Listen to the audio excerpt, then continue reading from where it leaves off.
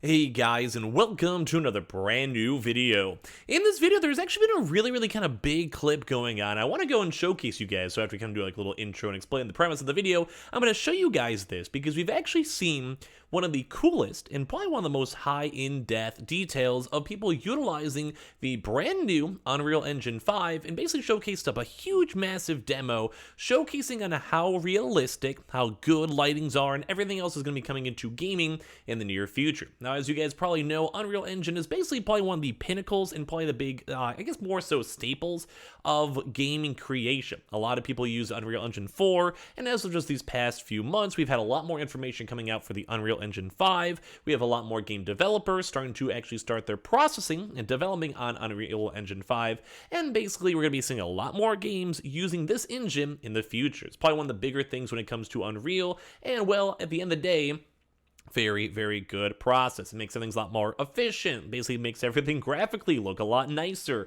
a lot more assets, and as it keeps on getting built more and more and up, we're just going to have a fantastic next generation bump finally go and happen. So this has actually been kind of showcasing up these kind of big features I'm talking about, like how good, how like in depth, how nice, how just everything is going to be in the future for gaming.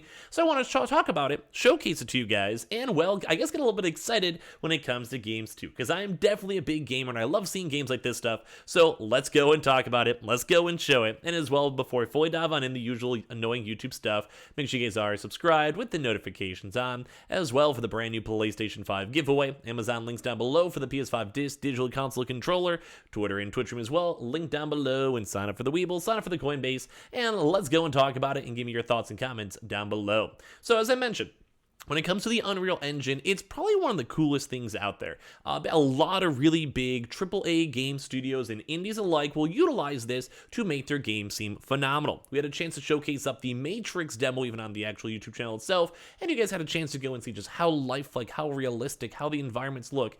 Everything about it was phenomenal. So this has actually been making its way around Twitter and everywhere else, where this actually has the Unreal 5 engine demo, where you're basically at a Japanese train station, and it looks absolutely phenomenal and absolutely realistic. So I'm going to go and show you guys this on over here. We have just generally all filling around the Twitter trends, and I'm going to probably break this down and talk about this a lot. Now, granted, like some of this may not look as insane or crazy good due to Twitter, it compresses stuff and stuff like that, but there's a lot of things I'm going to break down and show you guys, and I want to hear your thoughts and comments on this down below, because a lot of this stuff is stuff we could actually utilize in the future for the PlayStation 5, the Xbox, PC gaming, and everything.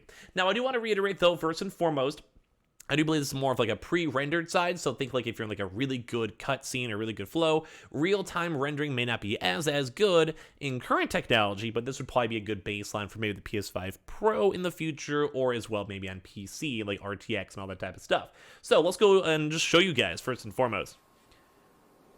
And I want to go and say, as I'm watching this, this would be the perfect horror game.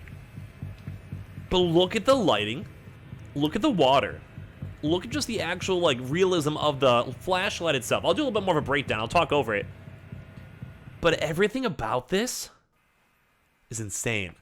Look at the grass, look at the particles, look at the shadows, look at just the actual textures on the staircase itself. The rails just being partially destroyed. Imagine playing a horror game in this. My heart would be beating. I had to pre-watch this to make sure I was gonna get like jump scared. But look at everything here. Look, I'll do a little bit more of a breakdown and kind of give some of the major things I see myself. But I'm sure you guys are watching this. It's like I said, it might be harder to go and fully see it through like Twitter itself. But look at everything. The details, more so the amount of the environment that's alive. Like, that like scares me. But like, look at this. This is the future of gaming. I don't even want to talk over it now how just cool it is. That's cool. That's, you guys, no matter if you guys are like haters or whatever, you guys gotta admit that's cool. So I'm gonna do a little bit more of like a, I guess, talk over it as I kind of showcase it. So you guys could just go and see the, like, just on how in-depth in world, like, you just feel like you're in the world. You feel the atmosphere. You feel like that's like, it's just like, I almost feel like you could feel the coldness of it, where like it's late at night, it's like damp, like there's water on the ground, so like you feel that humidity. Like, and this for me, I'm a gamer. I've been playing games for like my entire life. Looking at the amount of details on the actual train, like train tracks themselves. Looking at the water reflections, you guys can literally see the reflections on the bottom left over there, like literally moving. Like if you guys stare at this, you can literally see it moving as your character changes the perspective. You know, I think that's so cool. You see the light and like the lighting effects tied on in. One big thing I've always complained about, especially on my Twitch stream as I play AAA games or games in general, is on sometimes the lack of actual detail in the environments themselves.